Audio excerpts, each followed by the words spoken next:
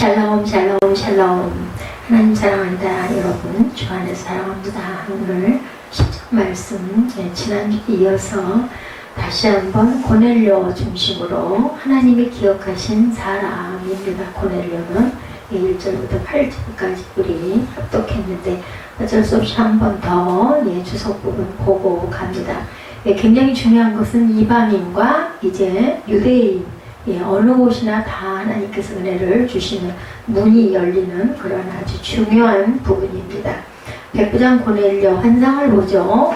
아달랴 연대에서 100명의 군사를 책임지고 있기 때문에 백부장 고넬료는 오순절 이후에 예수 그리스도의 복된 소식을 들은 첫 이방인이었다. 고넬료는 경건하고 하나님을 굉장히 경외하는 자로 나타나있죠. 그는 완전히 유대교로 개종하지는 않았지만 야훼를 섬기는 사람이었던 것만은 분명합니다. 시간을 정해놓고 기도하죠. 오후 3시가 되면 고넬료는 기도했고 그 기도 시간에 환상을 보았던 것이다. 9시 하면은 오후 3시, 우리 시간으로 오후 3시, 6시간 차이가 있죠.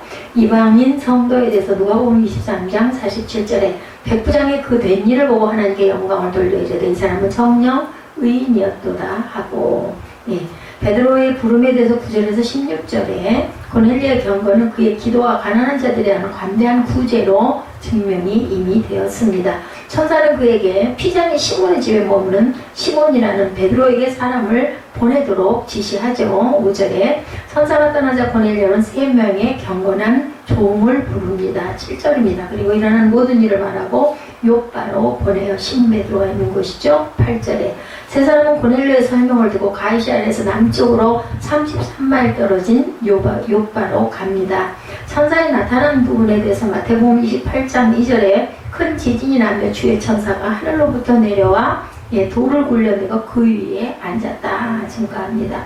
기도가 하나님 앞에 상달되는 부분 계시록 8장 4절에 향연이 성도의 기도와 함께 천사의 손으로부터 하나님 앞으로 올라가는지라 라고 증거합니다. 시편 141편 2절에 나의 기도가 주의 앞에 분향한 것 같이 되며 나의 손드는 것이 저녁 제사같이 되게 하소서. 다윗이 이렇게 기도하죠. 베드로가 또한 환상을 요파에서 보죠. 9절에서 16절에 나타나죠. 경건한 사람들이 예를 따라 베드로 또한 하루에 3번씩 고넬료와 똑같이 기도의 시간을 갖습니다. 본문을 보면 베드로는 기도하러 다락으로 올라가서 혼자서 조용한 자기의 그 기도하는 다락에서 기도를 했다. 어떤 사람은 어디서 옥상에서 기도를 했죠. 그리고 베드로는 다락으로 올라갑니다. 배가 고픈 중에 베드로는 하나님께서 온갖 짐승과 파충류와 조류를 담은 그릇을 내려보내시는 환상을 보죠. 하나님께서 베드로에게 이 짐승들을 먹어라고 명하셨을 때 13절에 그의 대답은 주여 그럴 수 없나이다. 왜냐하면 베드로는 율법을 통해서 부정한 것은 전혀 먹지 않고 있었기 때문에. 근데 하나님은 내가 깨끗하게 한 것을 네가 왜 부정하다 하느냐. 15절에 이렇게 말씀하죠. 이 환상이 몇 번? 3번 반복되었다. 16절이죠. 이는 이 환상이 주는 확실성을 드러내기 위한 것으로 3번. 그래서 우리들 어떤 놀이하고 할 때 뭐해요? 삼시세판. 그죠? 3-3번 하자고 얘기를 하는 것도 여기에서 기인하는 것 정말 비슷한 부분이 유대 인들의 풍속과 많이 닮은 게 많습니다. 속되고 더러운 것은 먹지 않는다고 에스겔 4장 14절에 내가 말하되 주 야훼여 나는 영혼을 더럽힌 일이 없었나이다. 어려서부터 지금까지 스스로 죽은 것이나 짐승에게 찢긴 것을 먹지 아니하였고 가증한 고기를 입에 넣지 아니하였나이다. 하나님이 깨끗하게 하셨다. 로마서 14장 14절에 내가 주 예수 안에서 알고 확신하노니 무엇이든지 스스로 속된 것이 없으며 다만 속되게 여기는 그 사람에게는 속되도다. 이렇게 증거합니다. 사도행전 10장 15절에도 같은 말씀이 증거됩니다. 사자들의 방문에 대해서 19절부터 쭉 나타나죠. 23절까지 보면 베드로가 하나님의 뜻을 몰라 고민하는 중에 전능하신 하나님의 인도로 3사람의 사자가 그를 천사들이 찾아오죠. 17절에 보면 나타납니다. 성령 깨진 3사람의 도착에 대해서 베드로에게 말씀하시는 부분이 19절에 증거되죠. 고넬료가 보낸 자들은 고넬료에 대해서 소개를 하고 베드로에게 하인들이 온 목적을 이야기하는 부분이 22절에 증거됩니다. 그래서 베드로는 그 사람들을 맞아들여 유숙하게 하죠. 23절에 그런 환상의 의미에 대해서 분명하게 알 수가 있게 됐습니다. 그리고 성령께서 말씀하시는 부분이 사도행전 8장 29절에 증거됩니다. 이제 드디어 베드로와 고넬료가 만나고 그리고 나서 가이사랴를 향해서 출발하는 부분이 23절에 증거되어 있습니다. 23절에 보면 베드로가 불러들여 유숙하게 아니라 이튿날 일어나 그들과 함께 갈새 요바에서 온 어떤 형제들도 함께 갑니다. 그 둘 셋만 간 게 아니라 요바에서 어떤 형제들도 이게 여러 명이 함께 출발을 하죠. 가이사랴를 향해서 북쪽으로 출발을 합니다. 베드로는 지혜롭게 요바 출신의 다른 성도들 몇 명을 동행을 시켰어요. 자신이 이 파격적인 행위를 설명하도록 요구받으려는 것을 알았고 그때 그 증인들이 한몫할 것이다 라는 것을 알고 있었기 때문에 베드로가 되려 참 지혜를 정말 그 시골 어부였는데도 이렇게 지혜로웠다는 거죠. 이 일행이 가이사랴에 드디어 도착을 합니다. 고넬료가 그의 일가와 친구들을 불러 모아놓고 베드로를 맞을 준비를 하고 있죠. 24절에 베드로가 들어오자 고넬료는 그를 하나님의 사자로 여겨서 극진히 공손히 예를 표하죠. 25절에 들어와서 베드로와 고넬료는 서로 멀리 떨어져 있던 자기들인 동시에 하나님의 지시를 받아 만나게 된 경위를 서로 피차에 설명하는 부분이 27, 8절에 나타납니다. 이르되 유대인으로 이방인과 교제하며 가까이 하는 것이 위법인 줄을 너희도 알거니와 하나님께서 내게 지시하자 아무도 속되다 하거나 깨끗하게 하지 말라 하시기로 29절에 부름을 사용하지 아니하고 왔노라 묻노니 무슨 일로 나를 불렀느냐. 이제 30절부터 고넬료가 말하는 부분이 나타나죠. 뭐라고 얘기해요? 내가 나흘 전 이맘때까지 내 집에서 제9시 기도를 하는데 갑자기 한 사람이 빛난 옷을 입고 내 앞에 서서 말하되 고넬료와 하나님이 내 기도를 이루시고 내 구대를 기억하셨으니 사람을 요바에 보내어 베드로라는 시몬을 청하라. 그가 바닷가 무드장의 시몬의 집에 유숙하느니라 하시기로 내가 곧 당신에게 사람을 보내었는데 오셨으니 잘하였나이다. 이제 우리는 주께서 당신에게 명하신 모든 것을 듣고자 하여 다 하나님 앞에 있나이다. 자, 여기까지 고넬료가 얘기하죠. 이제 34절부터는 베드로가 입을 열어 말하는 설교가 시작이 되는 부분이 나타납니다. 여기서 보면 공손을 표했다. 마태복음 8장 2절에 나병원자가 나와 절하며 이르되 주여 원하시는 저를 깨끗하게 하실 수 있나이다. 절을 하죠. 하나님 앞에 선에게 데살로니가 전서 1장 3절에 너희 믿음의 역사와 사랑의 수고와 우리 주 예수 그리스도에 대한 소망의 인내를 우리 하나님 아버지 앞에서 끊임없이 기억한다. 이렇게 증거하고 있습니다. 베드로의 설교가 시작이 됩니다. 34절 5절에 보면 베드로가 입을 열어 말하다 내가 참으로 하나님은 사람을 외모로 보지 아니하시고 각 나라 중 하나님을 경외하며 의를 행하는 사람은 다 받으신 줄 깨달았노라. 만유의 주 되신 예수 그리스도로 말미암아 화평의 복음을 전하사 이스라엘 자손들에게 보내신 말씀 곧 요한이 세례를 반포한 후에 갈릴리에서 시작하여 온 유대에 두루 전파된 것을 너희도 알거니와 하나님의 나사렛 예수에게 성령의 능력을 기름 붓듯 하셨으며 그가 두루 다니시며 선한 일을 행하시고 마귀에게 눌린 모든 사람을 고치셨으니 이는 하나님이 함께 하셨습니다.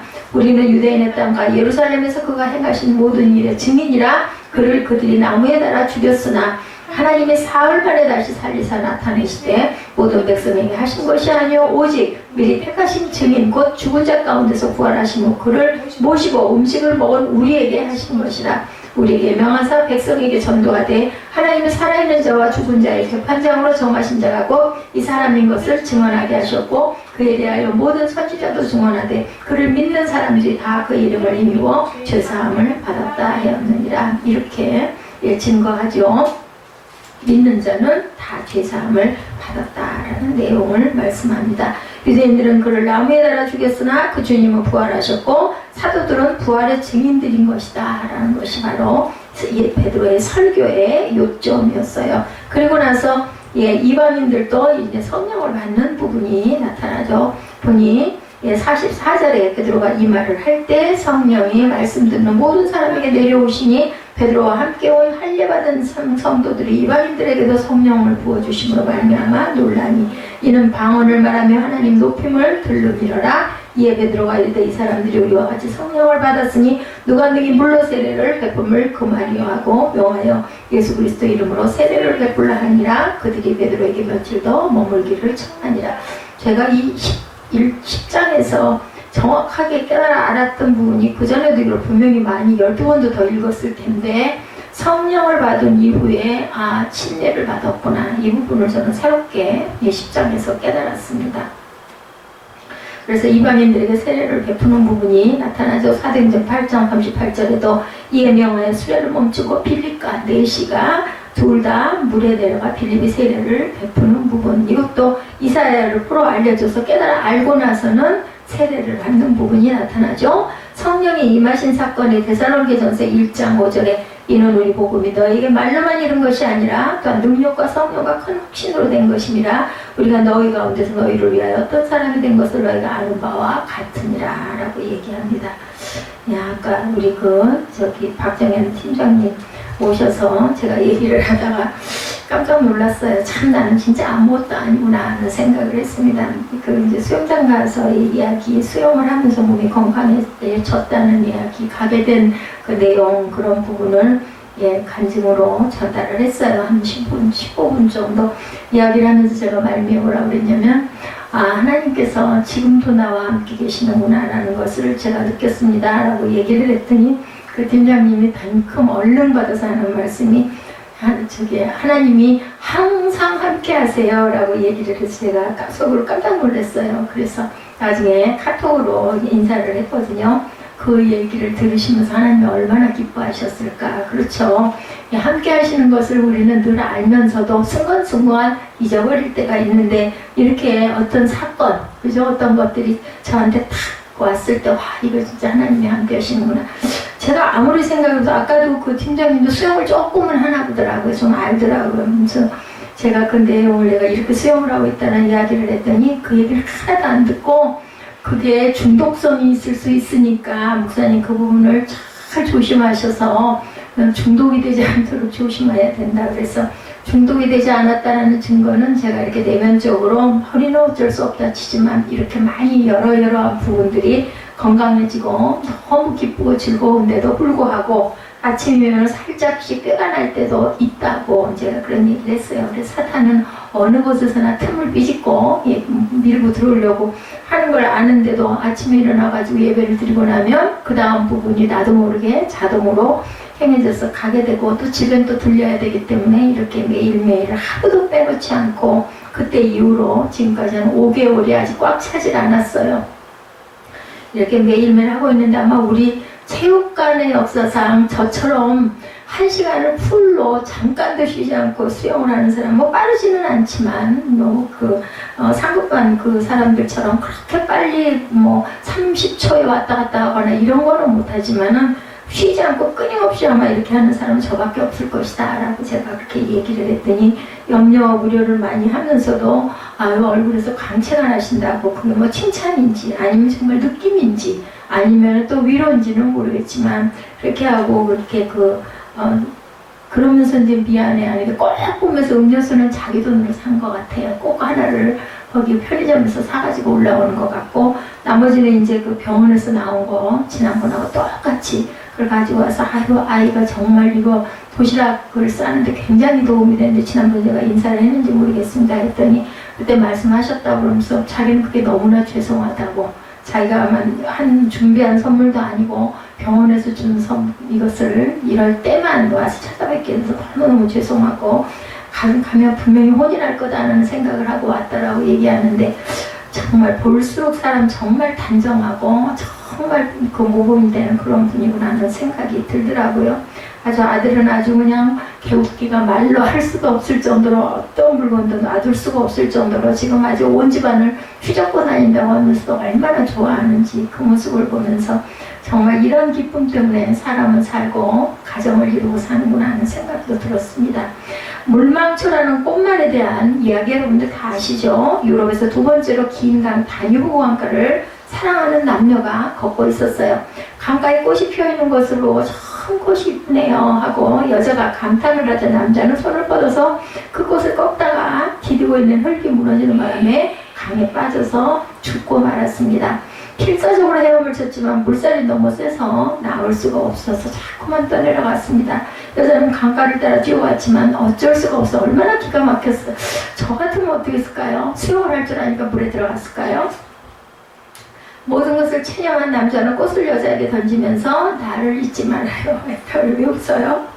제발 나를 잊지 말아요라며 물속에 잠기고 말았어요. 여자는 남자의 무덤에 그 꽃을 심고 그가 남긴 마지막 말을 따서 꽃 이름을 물망초라고 나를 잊지 말아요라고 불렀다고 합니다. 강물에 잠겨 세상을 떠나는 남자는 사랑하는 연인의 기억 속에 늘 살아있기를 아마도 원했겠죠. 누군가에게 기억된다는 것은 정말 보람된 일이 아닐 수 없다. 저는 오늘 참 기뻤어요. 마음 정말 당연히 안 올 것이라고 생각을 했고, 가끔 그 모습이 카톡에 깔려있기 때문에 보여도 괜히 어줍지 않게 인사를 툭툭 하면은 오히려 그거 부담스러워 할까봐 제가 그 얘기를 했습니다. 제가 이렇게 믿음이 이거밖에 안 됩니다 하고, 그래서 인사를 못 했는데 그래도 기억을 하고 찾아와서 정말 고맙다. 정말 고맙더라고요. 저를 기억을 하고. 그리고 또한 설교도 그렇게 뭐 항상 매주마다 듣지는 않겠죠. 어쨌든 간에 듣고 있다는 소리를 들으면서 아이고 내가 정말 더 열심히 그리고 바르게 설교를 해야 되겠구나. 그리고 내 옷차림이 늘상 이래가지고 거기에 대한 이야기를 했더니 고개를 덜레덜레 흔들면서 그런 건 아무것도 아니다. 자기는 정말 너무 은혜가 된다는 이야기를 제가 들었습니다. 찾아뵙겠다고 찾아오지를 못한 게 너무나 죄송했다라는 이야기를 들었어요. 하물며 하나님이 기억하는 사람 된다는 것은 얼마나 엄청난 영광인가 하는 생각을 합니다. 우리가 사람이 사람을 기억해 주는 것 때문에도 이렇게 기쁜데, 하나님이 저와 여러분을 기억한다면, 하나님이 내 그 음성을 들으신다면, 내 고백을 들으신다면 항상 하나님이 함께 하시는군요. 오늘도 하나님이 나랑 동행하셨군요. 이런 말씀을 들을 때 하나님은 얼마나 기쁘실까. 하나님은 어떤 사람을 그러면 과연 기억할까. 이 청년처럼 목숨을 버려가면 기억할 수 있을까? 아니겠죠? 하나님 우리가 행한 지극히 작은 것도 잊지 않고 뭐라 그래요? 작은 신음에도 응답하시는 하나님이십니다. 하나님이 기억하는 사람이 되어야 되겠죠. 본문 4절에 기억하신 바 되었으니 라고 표현이 돼 나옵니다. 고넬료가 주목하여 주여 이르되 주여 무슨 일이니까? 천사가 이르되 내 기도와 구제가 하나님 앞에 상달되어 기억하신 바 되었다. 이렇게 나타나 있어요. 그래서 오늘 제목이 하나님이 기억하신 고넬료라고 제가 제목을 잡았습니다. 여기에 기억했다는 것은 단순히 알고 있었다라는 뜻이 아니죠. 전능하신 하나님께서 무엇인들 모르는 게 없죠. 우리가 생각만 해도 다 압니다. 입으로 말하지 않아도. 참새 한 마리가 떨어지는 것도 하나님은 허락하에 이루어진다고 성경에 나타나 있죠. 악인의 경우도 죄악에 대해서 기억해 두셨다가 심판하신다고 성경은 말씀을 합니다. 그러기에 하나님이 기억하신다는 뜻은 예수 믿고 하나님의 자녀가 되면 구원해 주시고 천국에 들어갈 때까지 잊지 않으신다라는 뜻입니다. 그런 점에서 기본적으로 성도들은 하나님이 기억하세요. 그런데 본문에서 말하는 기억은 일반적 의미 이상이겠죠? 다 기억하는데 성도들 중에서 특별히 기억하신다는 뜻이겠죠? 고넬료는 구원은 믿음으로 받지만 축복은 하나님 앞에 합당한 삶의 행위를 통해서 우리가 받기 때문이기도 합니다. 기억한다는 말이 바로 이것입니다. 여기서 특별히 기억한다는 것은 성도들의 바른 믿음의 행위를 통해 특별히 축복하시겠다는 의미를 포함하고 있습니다. 오늘 본문의 로마의 백부장 고넬료의 이야기죠. 주인공입니다. 오늘의. 근데 하나님은 고넬료의 신앙의 행위를 보시고 그를 기억하신다. 이렇게 말씀을 뭐 했어요? 기도했죠? 설교 제목이 하나님이 기억하신 사람. 네, 하나님이 누구를 기억한다? 고넬료를 기억한다.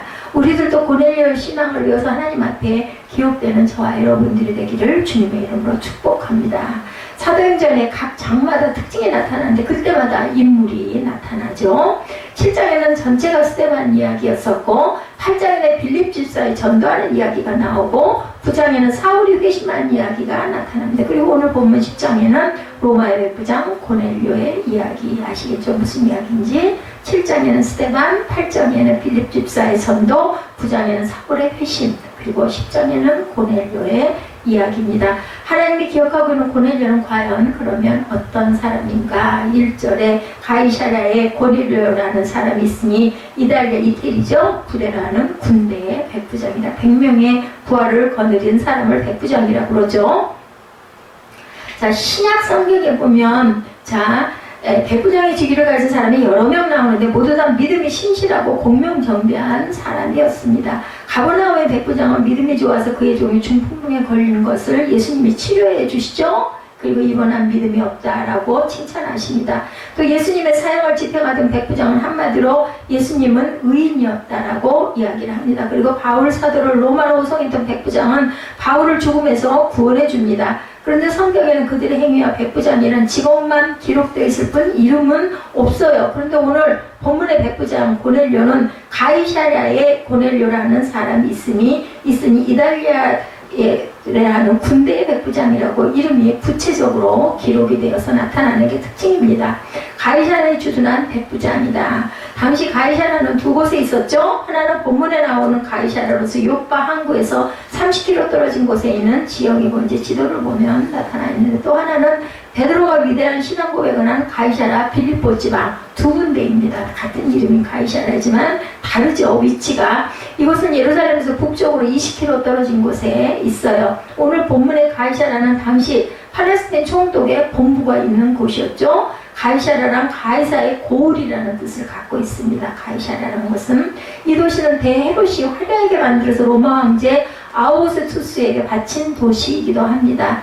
초일에 이 도시의 소유권을 둘러싸가 이방인과 유대인 간에 오랫동안의 전쟁이 있기도 했습니다. 당시 로마 군대 일개 보병 사단은 6,000명으로 편성이 되어 있었다고 그래요. 그러므로 일개 사단에는 600명이라는 10개의 대대가 있었다라는 의미가 됩니다. 6,000명 안에 600명이나 되는 대대가 10개 있었다. 사단 아래 대대라고 그러죠. 우리는 이게 군대를 안 갔다 왔기 때문에 잘 모르지만 이야기를 들어보면 사단 아래 대대, 대대 아래 소대가 또 있다고 그러죠. 일개 대대에는 100명의 군대를 거듭인 600명의 백부장이 당연히 있었겠죠. 당시 유대 지역에는 5개 대대가 주둔하고 있었는데 그중 4개 군대는 식민지 병사로 구성되고 고넬료의 부대는 지배국가인 로마의 정규군으로 구성이 되어 있었다고 합니다. 백부장 고넬료는 로마 규정 사관학교를 나온 고급 군인이었다. 그 시대에도 사관학교가 있었어요. 그러므로 지배국가의 백부장이 누리는 특권은 대단했다.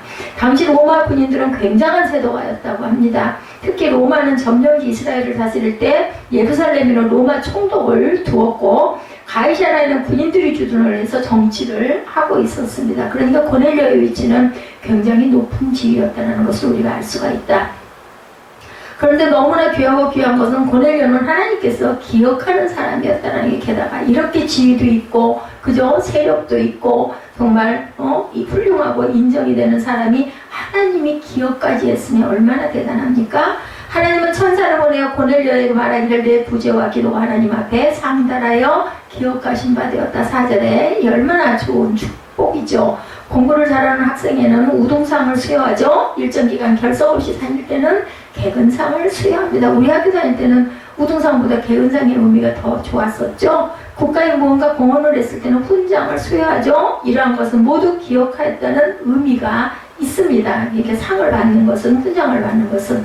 본문을 보면 고넬료의 인생을 하나님께서 기억한 바가 되셨다. 고넬료의 생에도 하나님 큰 상급이 당연히 있겠죠. 우리 모두의 인생도 하나님이 기억하시는 생애가 되시기를 주님의 이름으로 축복합니다. 하나님이 기억하시는 고넬료의 신앙의 행위는 그러면 두 번째로 무엇이었을까? 2절이죠. 그 신앙의 행위가 4가지로 나타나고 있습니다. 우리 한번 읽어보죠. 그가 경건하다, 온 집안과 더불어 하나님을 경외하고 하나님의 백성을 많이 구제하고 하나님께 또 뭐했다? 기도했다. 경건하고 경외했고 구제했고 기도했다. 4가지로 2절에 표현하고 있습니다. 예배드릴 때의 마음가짐, 예배드릴 때의 태도, 예배드릴 때의 행동을 말합니다. 더 중요한 것은 경건하다는 말은 평소에도 예배드릴 때의 모습으로 산다는 것을 말씀하고 있습니다. 경건한 사람이란 확신에 가득 찬 믿음의 고백을 하는 사람들을 얘기하죠. 입으로만 예수를 믿는 게 아니고 생활이 예수를 따라가는 사람, 삶이 예배가 되는 사람들, 말과 행동이 다른 사람은 경건이 없는 사람입니다. 우리가 살고 있는 세상은 타락했죠. 타락한 세상은 우리를 여러 가지로 유혹도 합니다. 물질로 아니면 타락한 성으로 유혹을 하기도 합니다. 명예로 유혹을 하기도 합니다. 세상이 타락했다고 해서 거룩하게 살아야 할 하나님의 백성인 우리도 세상에 물들어서는 당연히 안 되겠죠. 재밌는 이야기가 있어요. 바닷물이 굉장히 짜잖아요. 근데 바닷속에 살아가는 물고기들은 짜지 않아요. 이것을 우리가 생각을 해야 되겠죠. 마찬가지로 빛과 소금 된 우리들은 세상이 어두우면 더욱더 빛을, 그렇죠. 어두운 데서 빛이 있으면 빛은 반짝반짝 빛나지 않겠어요? 빛 속에서의 빛은 그렇게 눈에 띄진 않지만 세상이 부패했으면 더욱더 짠맛을 내야 되겠죠. 썬데이 크리스찬이 되지 말고 어떻게 에브리데이 크리스찬이 되어야 되겠다라는 뜻입니다. 태어나서 7살 되어서 버려졌던 김우수라는 그러한 미혼모의 아들로 태어났던 아들의 이야기. 보육원을 뛰쳐나와서 구걸하며 지객분으로 겨우 먹고 살았다고 그래요. 초등학교도 마치지 못하고 앵벌이 조직에 들어가서 소년원을 몇 차례 다녀오고 40대에 들어서는 웨이터로 일하던 술집에 홧김에 불을 지르려다가 1년 6개월 동안 징역을 살기도 했다고 합니다. 최악의 인생을 살았어요, 이 사람은. 그죠? 엄마에게, 미혼모 엄마에게 버림받아가지고, 그죠? 예. 그리고는 보육원에서 7살 때 뛰쳐나와 버려지기도 하고, 보육원을 뛰쳐나와 구걸하고 지객분이 돼서 7살에 튀어나와서 무슨 지객분 생활을 했을까? 기가 막혔을 것 같아요. 초등학교도 마치지 못하고 앵벌이 조직에 들어가서 소년원을 며칠, 그전에 누가 있었죠? 그 노래하던 그 청년도 그랬었죠? 40대 들어서는 웨이터로 일하던 그 집에서 화가 나가지고 뭔가 굉장히 불이익을 당했으니까 홧김에 불을 지르는 바람에 징역을 살기도 했다. 최악의 인생이죠? 그런 그가 예수를 만나서 감사의 생활로 변화가 되었다고 그래요. 감옥에서 어린이재단 잡지 사과나무를 통해서 아이들의 사연을 보면서 흐느껴 울었다 그러면 자신의 아마 삶을 생각했을 것 같아요. 이렇게 살았기 때문에 출가 후에 이제 새 사람이 됐어요. 이 김우수라는 사람은 새벽기도를 마치고 종일 중국집 배달로 번 돈을 5명의 아이들에게 정기적으로 기부하는 삶을 살기 시작합니다. 불평과 원망이 아니라 기뻐하고 감사의 생활을 하기 시작을 했다고 합니다. 2006년부터 매달 5만원, 10만원을 형편이 어려운 아이들에게 후원을 시작을 했고 하루에 담배 2갑을 피우고 소주 2병을 꼭 마셨는데 후원을 시작하면서 이 모든 것을 당연히 끊고 한 푼이라도 아껴서 아이들을 후원하기 위해서 거기에 쏟아 부었다고 합니다. 어린이재단 앞으로 4천만원 종신보험을 들고 보험금과 월세를 제외하는 월급의 대부분을 어린이들을 위해서만 사용을 했다고 합니다. 사후에 장기 기증도 서약을 했고 불평과 원망의 삶에서 감사의 삶으로 바뀐 그는 생전에 사람들에게 여가 있어야 돕는다는 건 핑계일 뿐이다. 이렇게 늘 이야기를 했다고 합니다. 오토바이 사고로 세상을 떠났다고 그래요. 이 청년은 한 평도 되지 않은 고시원방에서 5명의 후원 어린이들의 사진과 야훼는 나의 목자시니 내게 부족함이 없으리로다 라는 구절이 펼쳐진 성경이 발견돼서 모두들 눈시울을 적셨다고 합니다. 이런 사람이 바로 경건한 사람이다. 부끄럽죠? 이런 사람. 피에타라는 작품은 미켈란젤로가 조각한 것으로 바티칸시 성 베드로 성당에 보관되어서 르네상스 시대 조각 예술의 대표적인 걸작품이죠. 잘 아시죠?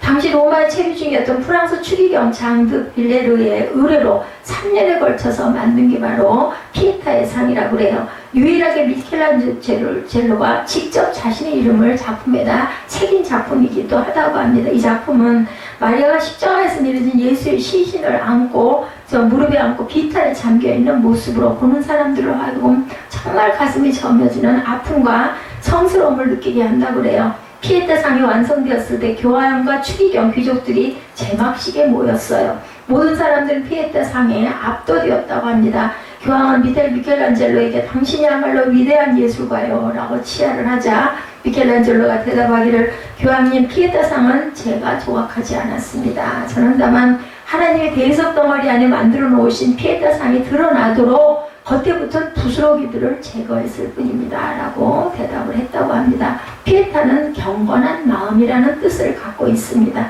즉 경건은 온갖 죄와 탐욕으로 얼룩진 모습을 다듬어 인간 내면의 깊은 곳에 담아두신 하나님의 형상이 드러나도록 하는 것이다. 피에타는 경건한 마음.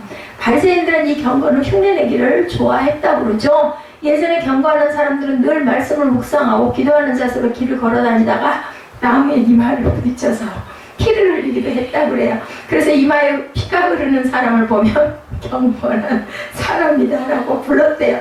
나중에 이 말을 듣고 싶었던 바리새인들이 집에서 나올 때부터 자신의 이마를 목에다 찧어가지고 일부러 피를 흘리면서 나왔다고 합니다. 뭐예요? 경건은 남에게 보이기 위한 것인데 그것은 경건이 아니죠. 하루아침에 이루어지는 것이 아닙니다. 그래서 바울 사도는 디모데전서 4장 7절에 장부하기를 오직 경건에 이르기를 연습하라. 그 연습하느라고 이 바리새인들이 집에서 머리를 찢고 나와서 길에 다니면서 나는 경건해 하면서 다니지 않았겠나 싶습니다. 그러다 보면 나중에 길 가다가도 자기도 모르게 다음에다 머리를 찌을 수도 있겠다. 눈에서는 불이 번쩍 나고 이마에서는 피가 나지만 이것은 경건의 모습이니까 너무나 고귀하다 하면서 마음의 기쁨으로 기뻐 뛰지 않았을까 이런 생각이 듭니다. 눈에서 눈물이 나진 않았을까. 얼마나 아프겠어요. 이 경건은 무단한 자기와의 훈련이 있어야 되겠죠.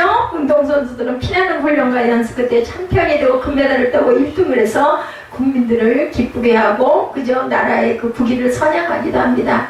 코리안 특급 박찬호가 선수가 지난 18일 광주구장에서 공식 은퇴를 했다고 그래요.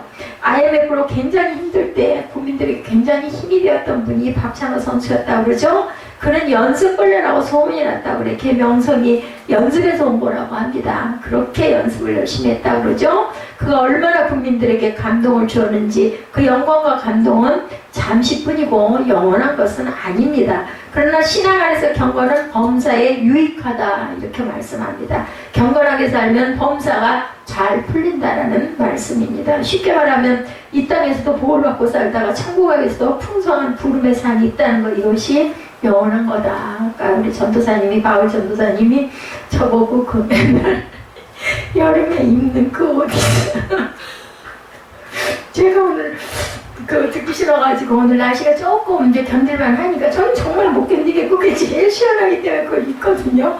그래서 또 말을 들을까봐 옷을 갈아입었어요. 하나 반팔을 그 사놨던 아주 풍성한 옷이 있고 색깔이 가을색이어가지고 여러 개를 주문을 했다가 다 보내면서 그거하고 한두 가지는 이제 안 보내고 제가 지니고 있었는데 그걸 입었어요. 오늘 그리고 박정인 팀장님 올 때도 그래서 제가 아니 잠깐 올라가도 되겠습니까? 한 걸 보니까 밑에 있더라고요. 통화를 했는데 그래가지고 깜짝 놀랐었거든요. 근데도 옷을 입고 있어 정말 다행이다 했는데 이제 그 양반 가고 나서 이제 나중에 나와가지고 얘기를 하면서 날 보고 그 옷을 보더니 이건 또 무슨 옷이냐고 아주 박스로 된 옷이에요. 그래서 내가 아니 왜 여름에 하도 그거 보기 싫다고 그래가지고 이거 가을 되면 입으려고 내가 사놨다 입은 건데 왜요? 그랬더니 그러면서 나는 그 옷이 진짜 시원했는데 아까 또 뭐라 할까봐 내가 갈아입었다 그랬더니 뭐라 그러냐면은 아유 당연히 그렇지 그래도 여기가 성전인데 그 옷을 그런 걸 입고 있겠느냐 그래서 성전이라도 내가 여기서 생활도 하는데 그럼 뭐 더워 죽겠는데 그럼 뭘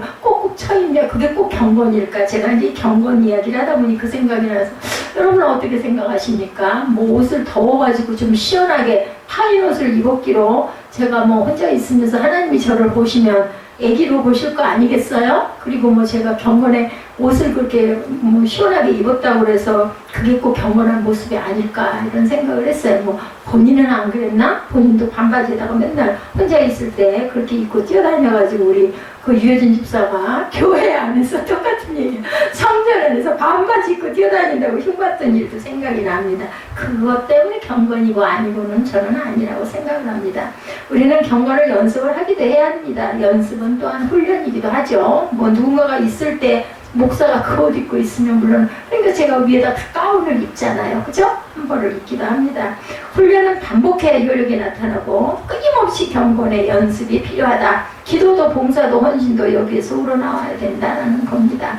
아까 박정인 팀장님이 이야기를 막 열어서 몇 마디 했더니 잠깐만요 하고 앉아서 기도하는 모습을 보면서 아이쿠나 하는 생각을 했어요. 마음이 급하고 사실은 주고 바로 갈 줄 알았거든요. 또 주방에서 막 일을 하고 있는 상태였기 때문에 시간도 6시 한 반쯤 됐었고 그래서 바로 주고 돌아설 줄 알았더니 같이 그 이야기를 하면 정말 기쁘고 즐겁기는 했지만 어쨌든 간에 나보다 낫네 하는 생각이 들었어요. 습관이고 훈련이고 그죠? 항상 그 부분이 저희들이 부족합니다. 어딜 가면 먼저 딱 앉아서 기도부터 해야 되는데 인사부터 하다 보면은 기도할 틈을 놓치죠. 그래서 경건의 모양은 있으나 경건의 능력을 부인하는 부인하는 자니 이 같은 자들에게서 내가 돌아서라. 디모데후서 3장 5절에도 이야기를 합니다. 모양만 있어서는 안 되겠죠. 근데도 또한 그것도 훈련이 되어져야 되고 때로는 그 모양이 누군가에게 감동을 주기도 합니다. 아, 저렇게 하는 것이구나.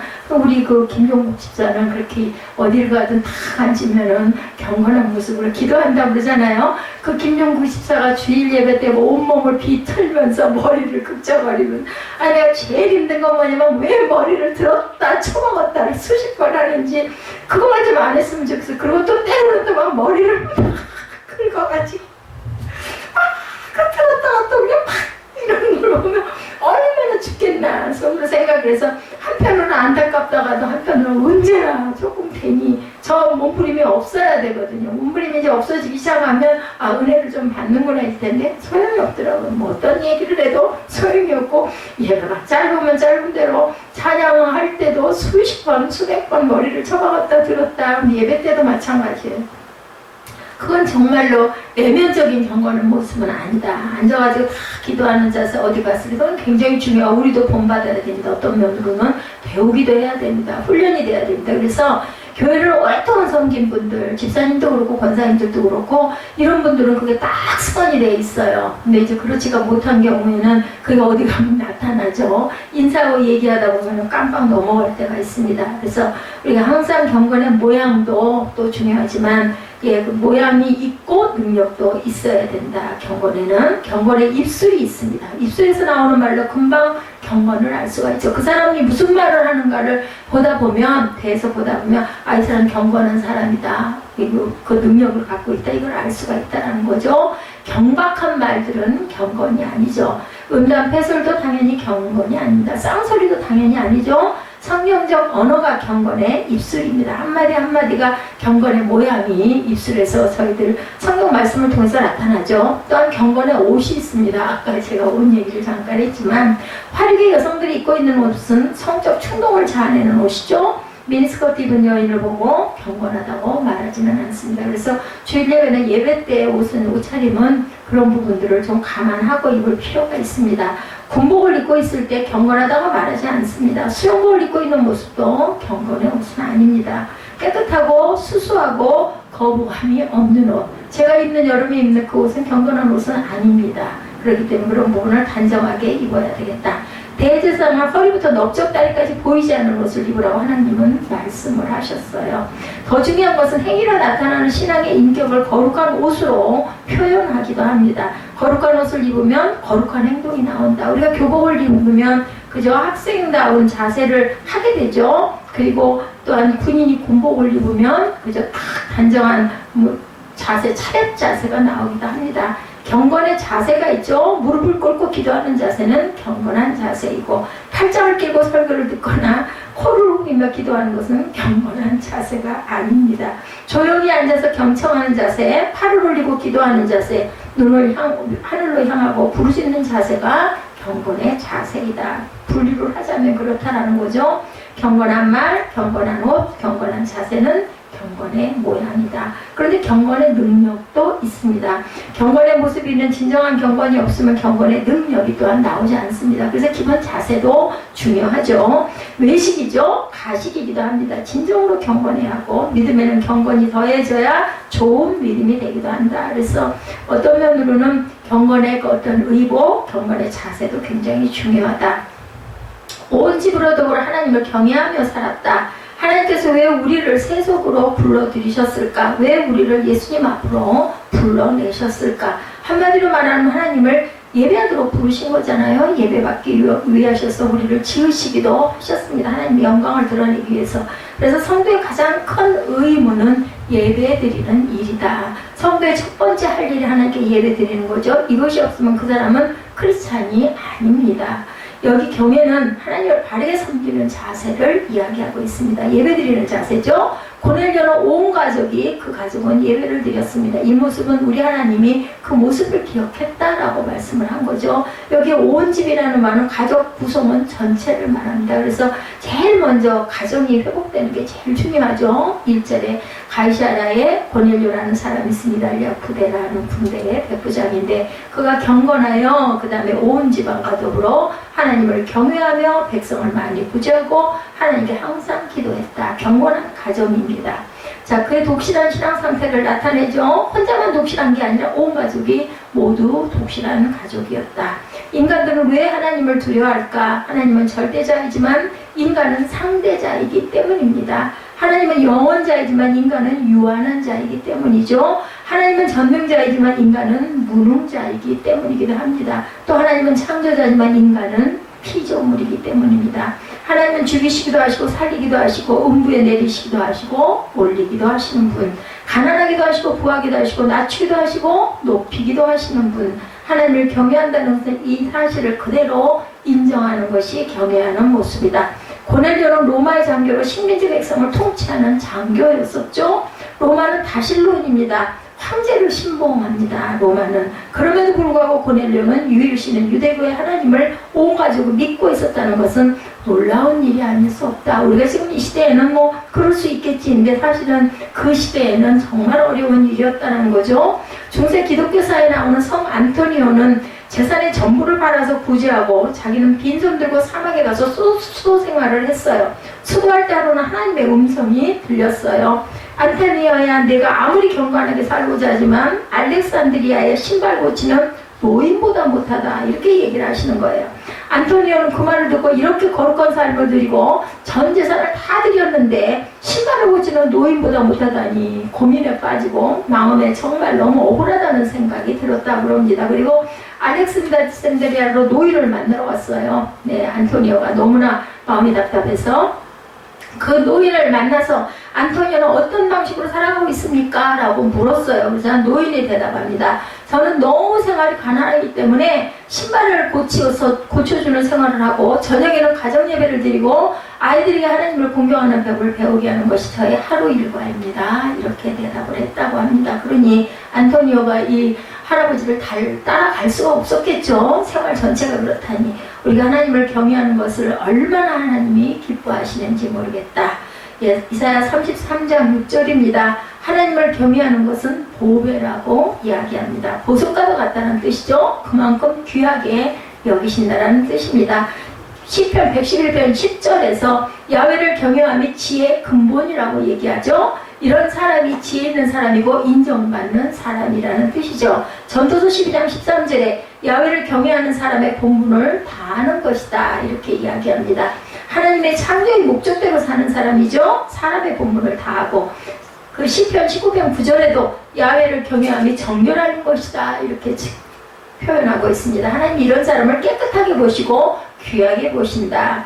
예, 정결한 것, 하나님을 경외하는 것, 하나님이 가장 기뻐하는 것이라는 거죠. 하나님은 하나님을 경외하는 사람을 사랑하시고 귀하게 여기신다고 신명기 5장 29절에 나를 경외하며 그들과 그 자손이 영원히 복받기를 원하노라 이렇게 말씀합니다. 고넬료는 주의 종들에게도 최대의 경외를 표하죠. 25절에 마침 베드로가 들어올 때 고넬료가 맞아 발 앞에 엎드려 절했습니다. 예, 고넬료는 로마의 고급 장교고 그는 식민지 유대를 통치하려고 온 장교인데 다실론이지만 제일 우선적으로 황제를 신으로 신봉하는 사람인데 황제에게만 충성을 맹세하고 경의를 표할 때문에 엎드려 절하는 것인데 그런 신분을 가진 고넬료가 베드로 앞에 무릎을 꿇었다는 것은 최고의 경외를 표한 것이다. 우리는 이 동네에서 고넬료의 인격의 진면목을 또한 볼 줄 알아야겠습니다. 아무나 그렇게 못하죠. 얼마나 겸손한 인격자입니까? 그죠? 자신도 그렇게 대단한 사람이면서도 예, 베드로 앞에 탁 꿇어 엎드리죠. 예, 우리의 믿음을 가로막고 은혜와 축복을 가로막는 최악의 장애물은 무엇일까? 교만이죠. 예, 저도 그걸 많이 느꼈습니다. 수영장 다니면서도 정말 얼마나 낮아지고 얼마나 거꾸러지고 얼마나 정말 자존감이 무너지는 느낌을 굉장히 받았어요. 이런 사람은 대단했겠죠. 교만은 천사를 하늘에서 땅으로 지옥으로 떨어뜨리기도 하죠. 무적행으로 집어넣기도 합니다. 로마의 백부장 고넬료는 갈릴리 어부 베드로 가난한 전도자 앞에 넙죽 엎드려 절을 하죠. 내가 나를 낮출 때 주님이 나를 높이시고 은혜를 주신다는 사실을 우리는 기억해야 되겠죠. 그러니까 고넬료는 하나님의 종을 하나님으로 알고 그의 가정으로 모신 겁니다. 하나님 말씀하셨기 때문에 신앙은 마음이 중요하죠. 33절에 하나님의 말씀을 듣는 자세가 얼마나 경건한가를 보여줍니다. 내가 곧 당신에게 사람을 보내었더니 오셨으니 잘하였나이다. 이제 우리는 주께서 당신에게 명하신 모든 것을 듣고자 하여 다 하나님 앞에 있나이다. 이렇게 얘기합니다. 베드로가 설교해 줄 것을 고대하며 그것이 바로 하나님의 뜻이기 때문에 우리가 하나님 앞에 있나이다. 참으로 아름다운 모습입니다. 구도자의 간절한 마음을 잘 표현하고 있죠. 주의 종을 사모하고 기다렸던 모습, 오셨으니 잘하였나이다. 우리가 하나님 앞에 이렇게 모였나이다 하고 감사합니다. 하나님은 사모하는 사람에게 은혜를 주십니다. 시편 107편 9절에 저가 사모하는 영혼을 만족해 하시며 주인 영혼에게 좋은 곳으로 채워주심이로다. 여기 좋은 곳이 바로 은혜입니다. 은혜로 채우시죠. 사모하는 자에게 하나님께서 말씀을 보내서 고칠 것을 고치시고 모든 어려움에서 건져 주시겠다고 약속을 합니다. 우리는 무슨 일이 됐더라도 말씀이 들려오는 창문을 절대로 닫아서는 안 되겠죠. 말씀은 눈으로 듣고 귀로 듣고 가슴으로 듣고 영혼의 귀로 듣는 것이 바로 말씀입니다. 다시 말하면 전인적으로 들어야 은혜를 받는 것이다. 오늘 고넬료의 말씀을 받는 태도는 우리는 주께서 당신에게 명하신 모든 것을 듣고자 하여 다 하나님 앞에 있나이다. 이 자리가 바로 하나님 앞에 있는 저와 여러분의 자리죠. 베드로의 설교를 하나님의 말씀으로 받았고 그 설교단이 바로 하나님의 앞이다. 이렇게 고백을 합니다. 신전의식이 자세로 우리가 살아야 되는데 요셉이 이런 삶을 살았죠. 고넬료는 예외의 자세가 바로 되어 있었고 말씀을 받는 태도가 온전했고 경건했고 우리가 성경 읽는 자세도 듣는 자세도 이러한 바른 자세가 돼야 되겠다. 칼바르트는 이런 말을 했다고 합니다. 하나님의 말씀이 성경 안에 우리를 기다리신다. 하나님의 말씀이 성경 안에서 저와 여러분을 기다리신다라고 칼바르트는 고백했다고 합니다. 지금 내가 성경을 읽는 것 같지만 내가 읽는 게 아니라 하나님이 내게 주셔서 말씀해 주시는 기회를 주었다라는 것이죠. 주님께서 성경을 통해서 기록된 말씀을 가지고 나에게 말씀하고 계시고 말씀을 듣는 자세는 그 사람의 신앙 자세와 비례합니다. 그렇죠? 말씀 듣는 자세가 바르지 못하고 불경건하면 그 사람은 건강한 신앙인이 되기가 어렵다. 말씀 듣는 자세가 몇 가지 있습니다. 첫 번째로 말씀을 들어야 할 시간에 딴 생각하고 딴짓을 하는 사람들, 그렇죠? 두 번째 자신에게가 아니고 다른 사람에게만 주시는 말씀으로 생각하는 사람들, 아유 나는 그거 어련히 잘하고 있기 때문에 이건 저 김집사에게 들으라고 하는 말씀이야, 이렇게 생각하는 사람들. 세 번째로 하나님 말씀을 듣지 않고 어떤 철학 강좌나 교양 강좌 정도로 생각하고 듣는 사람들. 네 번째로 듣긴 듣되 하나하나를 비판하고 분석하고 난도질하는 사람들. 저 목사가 저 장절이 맞았나 틀렸나 찾아대는 그런 사람들. 다섯 번째로 오늘 나에게 주시는 하나님의 말씀으로 믿고 하나님의 말씀으로 듣는 사람. 바로 다섯 번째가 고넬료의 모습이라는 것. 우리도 이렇게 듣고 믿어야 되겠다라는 거죠. 자, 이런 고넬료의 예배 분위기는 경건 분위기 속에 하나님의 축복이 내립니다. 44절에 베드로가 이 말할 때 성령이 말씀 듣는 모든 사람에게 내려오시니 우리가 살 길은 성령을 받는 길이라는 거죠. 결과적으로. 자, 왜 말씀 듣는 모든 사람들에게 성령이 임했을까? 말씀과 성령은 동전 양면과 같습니다. 46절에 성령을 받은 결과 모인 사람들에게 뭐가 터졌어요? 방언이 터졌다. 47절에 누가 능히 물로 세례 줌을 그 말이요 하고 세례를 베풀었다. 홀리데이인 호텔에 플라이모 회장이 은퇴를 하면서 연설을 하게 되었다고 합니다. 나는 내가 경영하는 호텔에 도박장에 카지노를 두지 않기로 하나님과 약속했습니다. 저는 그 약속을 오랜 세월 지켜왔습니다. 그러나 지난 주주총회에서 애틀레틱 시티 지점에 카지노를 신설하도록 결의가 되었습니다. 그러므로 이제는 하나님과 약속을 지킬 수 없는 처지에 놓였으니 차라리 내가 회사를 떠나도록 결심을 했습니다. 이렇게 이야기했다고 합니다. 클라이버 회장의 신앙은 참으로 놀라웠다고 그러죠. 그가 바르게 하나님을 경외하는 사람이고 이런 사람은 우리 하나님이 꼭 기억하시는 사람이다. 그리고 그의 부재를 하나님이 기억하셨다고 그러죠. 그가 많은 백성을 부재하고, 부재는 착한 행실을 의미하는데 불쌍히 여기다, 측은히 여기다, 자비를 베푼다라는 말에서 유래가 되었다고 합니다. 부재가 되었다라는 것은 고넬료는 로마의 귀족이었죠. 지체 높은 권세자입니다. 이 사람이 자기 나라 백성을 구제하는 것이 아니라 이방 나라, 유대 나라, 피식민지 백성을 구제하는 거예요. 많이 구제했다는 것은 어떤 특정 개인을 구제하는 것이 아니고, 그 당시 로마의 지배를 받은 팔레스타인 사람들의 대부분은 노예 생활을 했는데 그 백성들을 많이 구제했다라는 뜻입니다. 이것은 로마의 비중으로나 로마의 자존심으로는 있을 수 없는 일이었고, 로마의 귀족성은 절대로 타협이 없다고 합니다. 그런데도 고넬료는 백성을 많이 구제했고, 단순히 구호가 아니라 고넬료는 하나님을 경외하는 사람이었기 때문에 자신이 어떻게 될 것을 생각하지 않고 이렇게 노예들을 많이 구제했다라는 거죠. 하나님이 기뻐하시는 일이기 때문에 그 일에 헌신을 한 것이고, 그런 불쌍한 사람들을 구제하면서 이것 먹고 힘내라는 차원의 구호가 아니라 하나님이 기뻐하시는 일이기 때문에, 자기가 할 수 있는 일이기 때문에 자기의 권세와 부를 가지고 불쌍한 사람을 도와주는 영적인 사역을 했다라는 겁니다. 고넬료의 구제는 구조를 조금하고 자기 이름을 과시하기 위한 오늘의 현대인들은 질책하고 있습니다. 고넬료의 구제는 하나님께 기억되는 구제였는데, 그가 베푼 구제는 눈가림이나 자신의 영광을 얻기 위함이 아니라 하나님이 보시기에 합당한 구제를 해왔다. 이것이 곧 그의 선행일치의 모습을 보여줍니다. 그리스도의 신앙이 성숙하게 되면 생기는 정신이 하나 있는데, 그것은 나를 초월하는 것, 신앙이 성숙하면 상대방을 생각하게 됩니다. 이것이 신앙의 신비입니다. 자, 내 것을 나누게 되죠. 누구를 위해서 희생할 용기가 생기고 이것에 대해서 관심을 갖게 되고, 이것이 바로 신앙의 성숙의 모습이다. 고넬료는 노예들까지 배려했다. 관심을 갖죠. 심지어는 유대인들까지 배려를 아끼지 않았습니다. 그는 주둔군 장교임에도 군림하지 않고 유대인들까지 관심을 나누어주고, 미국의 가부 록펠러를 우리가 알고 있죠. 그는 미국에서 석유를 독점하면서 세계 최대의 거부가 됩니다. 아주 독실한 기독교인이었다고 그러죠. 록펠러가. 그의 교회 목사님이 그에게 이렇게 말했다고 그래요. 할 수 있는 대로 많은 돈을 버십시오. 그리고 할 수 있는 대로 많이 나누어 주십시오. 이렇게 얘기했다고 합니다. 그런 목사님의 말씀대로 열심히 나누는 삶, 구제의 삶을 삽니다. 그의 인생 철학은 나누기 위해 번다였다고 그래요. 그 인생 철학은 바로 그러하여금 돈돈 위에 올라앉게 됩니다. 그러자 목사님께서 다시 이렇게 말씀했다고 합니다. 당신에게 돈이 마치 눈사태가 난 것처럼 쏟아져 내리고 있습니다.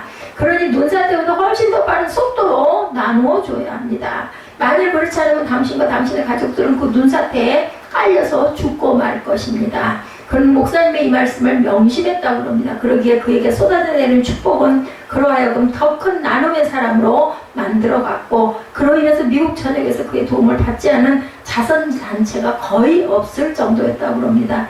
그의 나눔의 삶을 여기서 그치지 않고 현역에서 은퇴하면서 그는 회장직 그 직함을 그대로 가지고 은퇴를 했다고 그래요. 그 이유가 있었다고 합니다.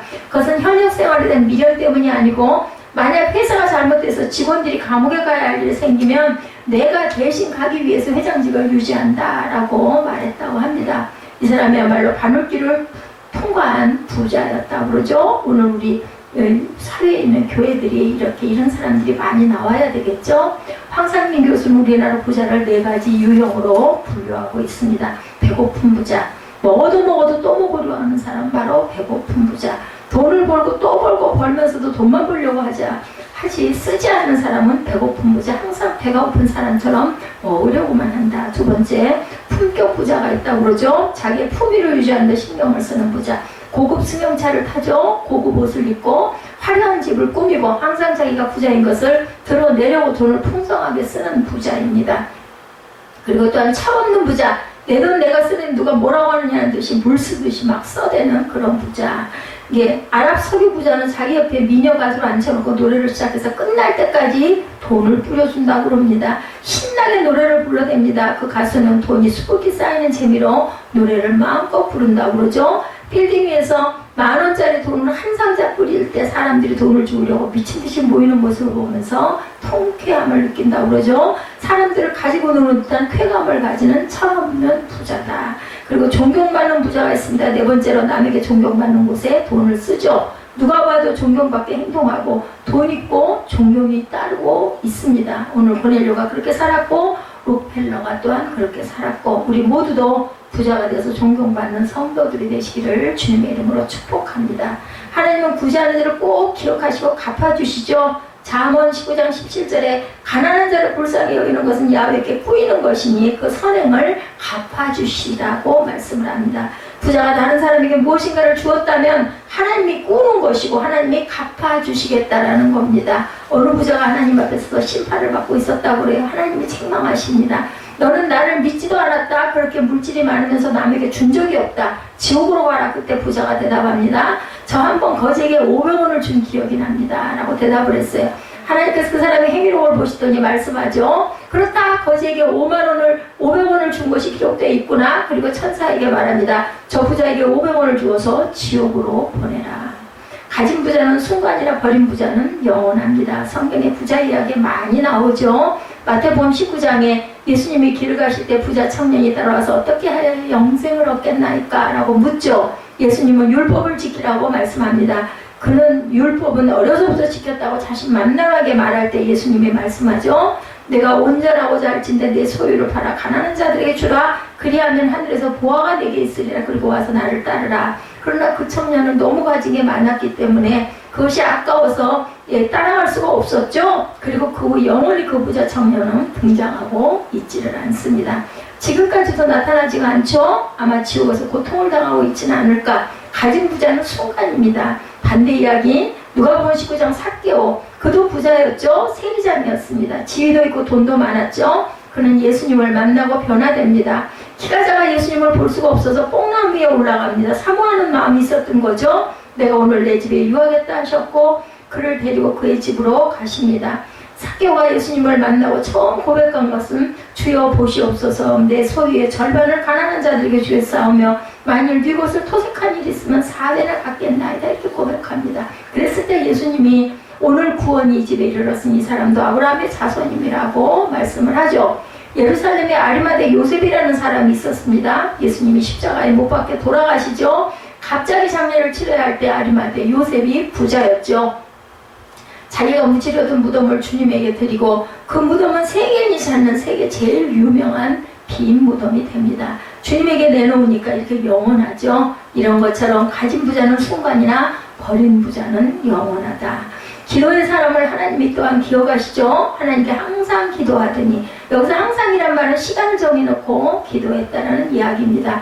유대인들은 시간을 정해놓고 기도하죠. 그것이 369, 우리 시간으로 보면 9시, 12시, 오후 3시 이렇게 기도합니다. 또 항상이란 말은 쉬지 않고 기도했다는 뜻도 있습니다. 항상이란 말은 계속해서라는 말입니다. 다르게는 모든 경우에 기도한다는 뜻도 됩니다. 적어도 일을 시작할 때 기도하고 일을 끝낼 때 기도하고 아침에 기도하고 저녁에 기도하고 그리고 낮에도 시간이 될 때 점심 후에도 잠깐 기도했다는 의미일 수도 있겠죠. 이런 사람이 항상 기도하는 사람, 모든 경우에 기도하고 시간을 정하여 기도하고 규례를 따라 기도하는 사람. 고넬료는 로마 군인이면서도 그렇게 행했다라는 거죠. 본문 3절에 고넬료가 기도를 할 때 자기 생각대로 그냥 한 것이 아니고 유대인들 정통적으로 하는 시간을 배워서 기도했다. 제90쯤 떼어 기도했다.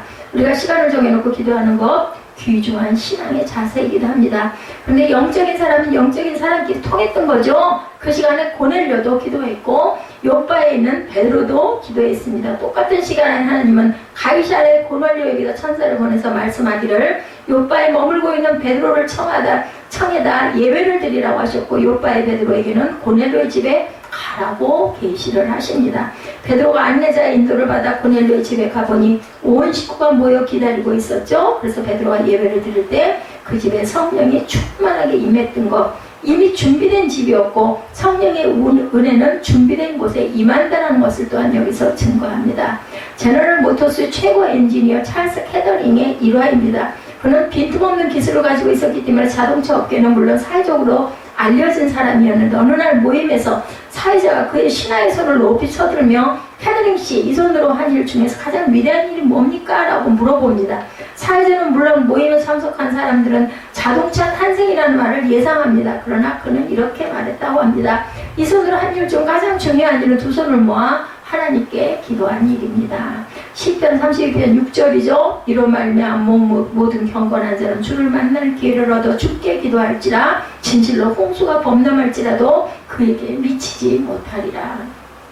우리가 기도하는 마음을 항상 가지고 있고 항상 주님 앞에 구하고 항상 주님 앞에 아뢰면 이렇게 홍수가 올지라도 절대로 그를 덮치지 못하는 그런 은총이 있다. 기도를 영적인 호흡이라고 하죠. 기도하지 않으면 신앙의 깊이를 알 수가 없습니다. 기도는 살아계신 하나님과의 대화이고 거룩하신 하나님을 만나는 도구이기도 하죠. 그래서 항상 우리는 기도해야 됩니다. 하나님과 만남인 기도가 많아질수록 하나님의 성품을 담게 되죠. 좋은 번역은 기도에 대해 말하기를 기도는 인간으로 하여금 죄를 그만지도록 한다. 그렇게 하지 않으면 죄가 인간으로 하여금 기도를 그만두도록 할 것이다. 왜냐하면 기도는 영혼의 방패고 하나님께 희생 제물이고 사탄에게는 채찍이 되기 때문이다. 이렇게 얘기했습니다.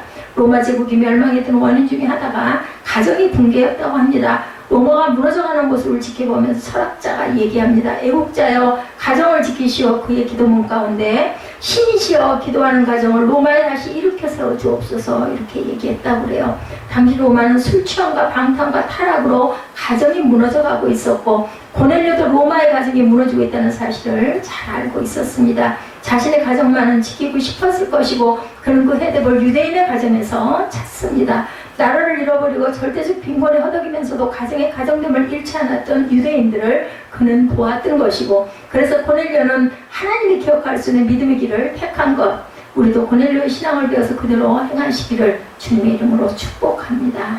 우리가 항상 주님 안에서 기도할 때 구레네 시몬에게 너는 가서 또다시 십자가를 지라고 하면 어떻게 하겠는가? 라고 묻는 이에게 나는 얼마든지 십자가를 다시 지겠다라고 대답을 했다고 그러죠. 이에 놀란 사람들이 어찌 치욕스럽고 고통스러운 십자가를 또다시 질 수 있겠는가 고 물었더니 고레네 시몬은 대답하기를 처음 십자가를 질 때 힘든 고통에 못 이겨 쓰러지려는 순간 뒤에 계신 예수께서 오른손으로 내 어깨를 만져주셨소 라고 대답을 했다고 합니다. 그런데 이상한 건 그의 손이 닿는 순간부터 십자가가 더 이상 무겁지도 고통스럽지도 않았다고 하죠. 구원받는 그리스도인들이 경건한 자가 되려면 힘쓰며 살아갈 때마다 그 어깨 위에 예수의 오른손이 얹어짐을 느끼시는 저와 여러분 되시기를 주님의 이름으로 축복합니다.